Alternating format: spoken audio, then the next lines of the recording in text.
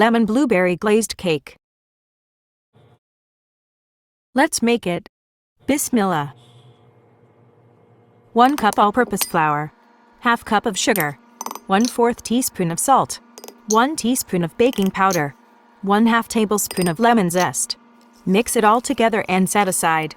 1/4 cup of cooking oil, 1/3 cup of milk, 2 tablespoons of freshly squeezed lemon juice, 1 egg.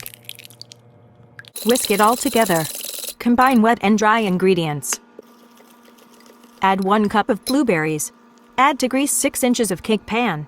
Bake on 350 Fahrenheit for 35 to 40 minutes. For glazed, 1 cup of powdered sugar, 2 tablespoons of lemon juice. Mix it together. Pour it over cooled cake.